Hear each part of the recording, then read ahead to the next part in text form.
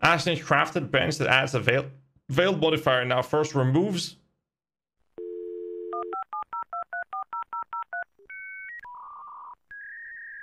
I don't want to finish the sentence.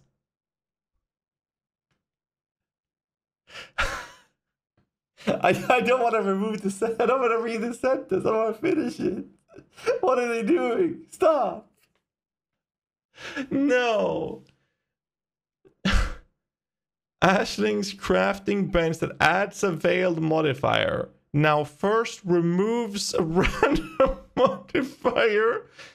It's riskier to use as a later step of item crafting rather than being an obvious final step because of its very consistent modifier.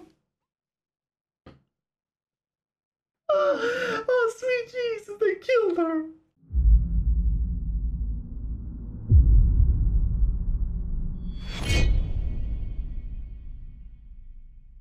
Hey guys, GHAZZY TV here with another Path of Exile video. I just finished reading the Balance Manifesto, had some discussions on the stream, and reading through the comments. And there's a lot of salt.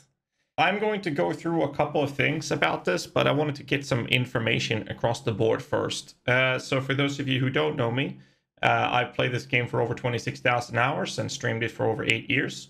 And I do my best every league to get as much information and point of views as possible so that my view as a streamer don't get skewered by being a streamer. So I try my best to get the point of views and the perspectives from what I would consider casual players.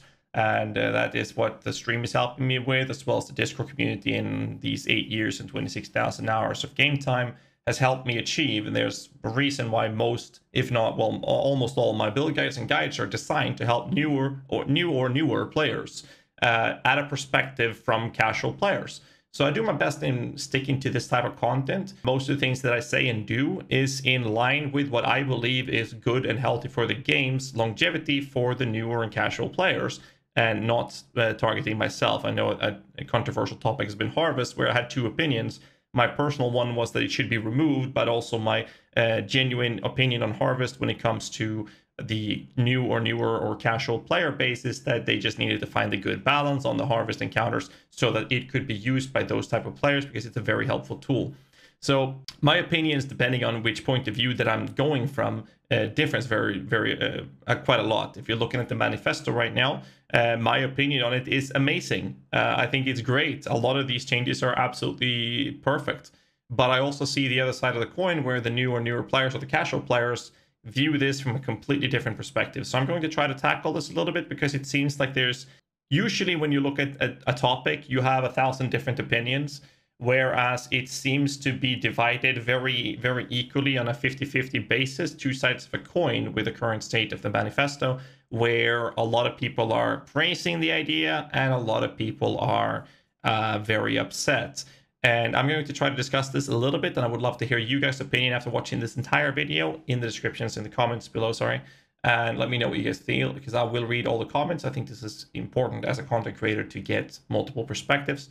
So I'm just going to go ahead and talk. So some of the changes that, well, actually, let's look at the idea of why Path of Exile or GGG is doing what they're doing. To me, it looks very clear that they are doing their best to cut down the end players, like the high-end players, the streamers, the 1%ers, whatever the fuck you want to call us. It seems like a lot of these nerfs are targeting that specific pool of players.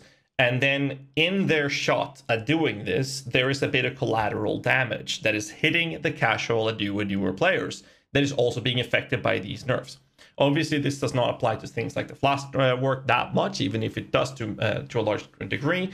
But I'm talking about a lot of the damage nerfs and the clear speed nerfs and the power creeping in general is mainly hitting that higher end, and they're bringing that power down. So the difference between someone that is more of a casual player versus someone that is spending, multiple hours like myself, doing like 20, 30, 40 hours over the goddamn weekend on league release, that the difference is not that abysmal, if you will.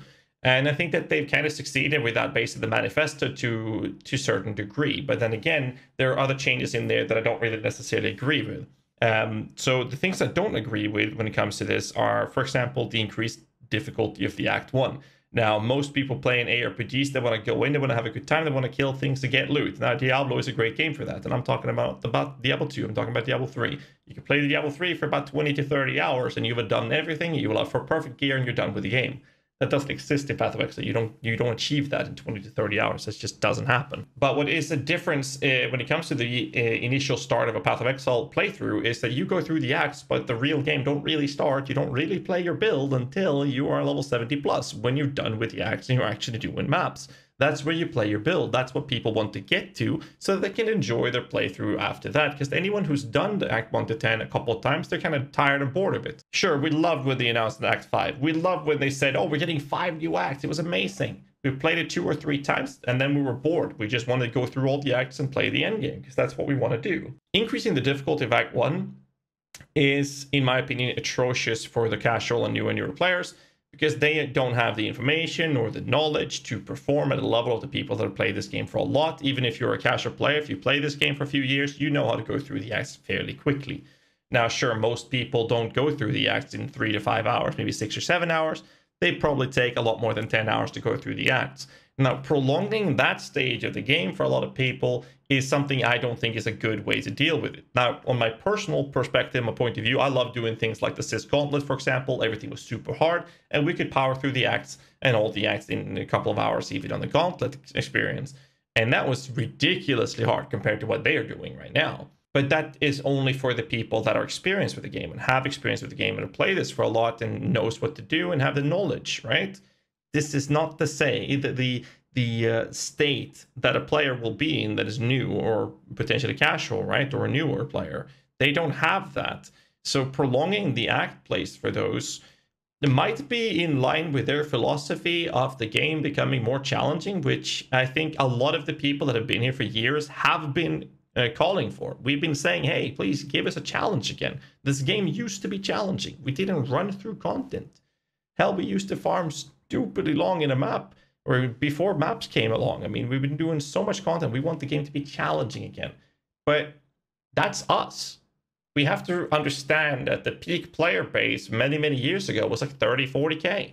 Nowadays, we're peaking over 100K on a league release. So if a third of the player base peak we had back then, if all of them are calling for a challenge to the game, that's not even a half of the player base right now. And most of those, I'd assume, would not be calling for a higher challenge or harder challenge in the game. So it's a very hard topic to beat. But again, we have to change. We have to look at the perspective what the community wants versus what PO or GGG's philosophy of the game is. And also those two opinions will then battle each other to the future, where the future is basically where will the game be in a year from now, in 5 years from now, in 10 years from now, because they've said that they want to have PoE be an endless game that they can consistently work on.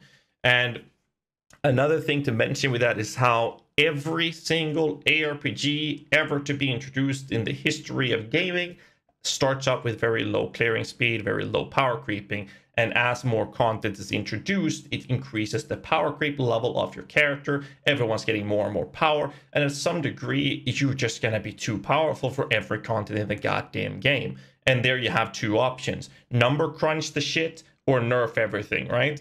And when that happens, most people will be upset because you're given candy. And then, 5 seconds later, they're going to be like, wait, I just gave you 10 pieces of candy. No. You're going to go to bed tonight. So I'm going to take 8 of those candy pieces back and you only get to keep 2. And nobody likes that. Nobody likes being granted power and then having that power taken away from them. And I think that's the current situation that we're in. And we've talked about this over the last few years, that they need to at some point start nerfing and creating a reduction to the power creeping. A lot of people have been talking about this, not just streamers, but a large portion of the community. And we've all said that when they do, there's going to be an outrage.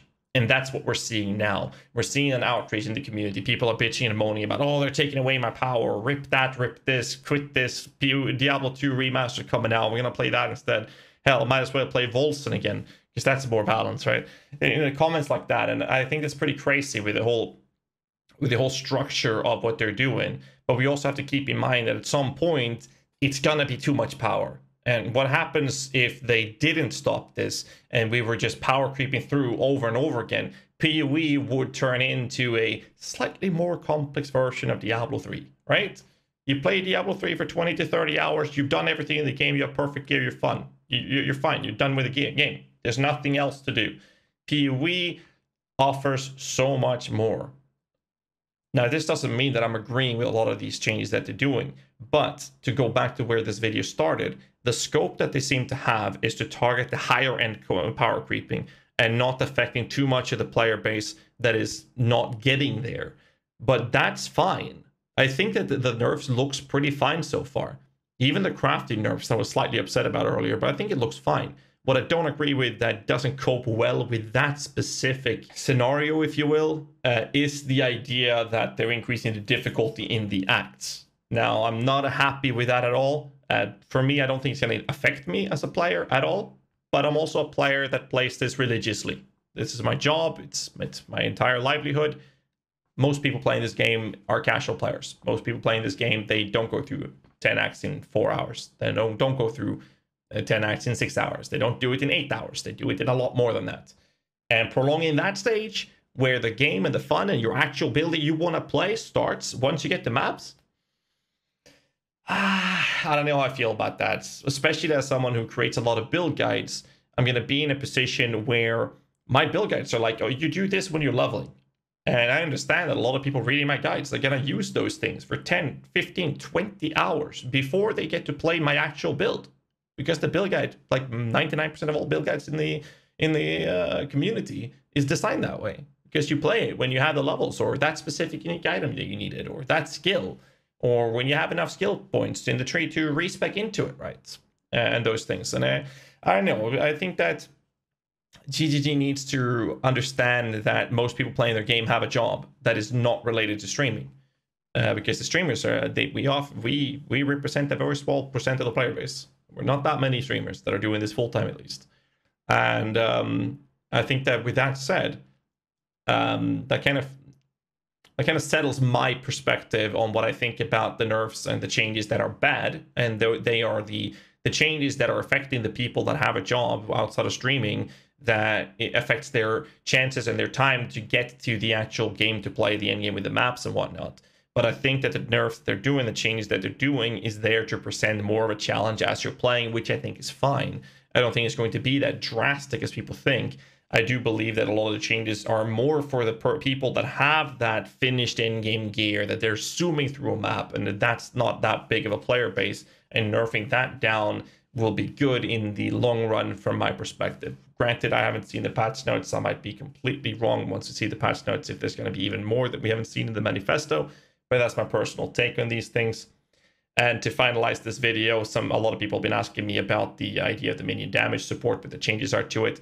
There are plenty of other support gems that we are completely neglecting. In many minions cases, we are using minion damage because it's a blue gem instead of another gem, where the numerical values would be almost the same. So the changes is not going to affect much at all. It honestly hurt the popcorn builds the most, because it adds popcorn builds base their damage off their HP and their damage output from the support gem. They're providing a minion damage, gives increased damage, but reduces the life, which is the base damage approach, which makes it a terrible support for minion instability builds. Just want to have that said as well. So I don't want to prolong this video too much. Let me know in the comments below what you guys think. I really want to hear your perspective. Just as much information as you can. Post your comments. I will read every single one of them. I'm not going to have time to answer them all, but do post in the comments below. I will read them all, because I would love to hear you guys' opinions and your perspectives. It helps me as a content creator make better content in the future as well.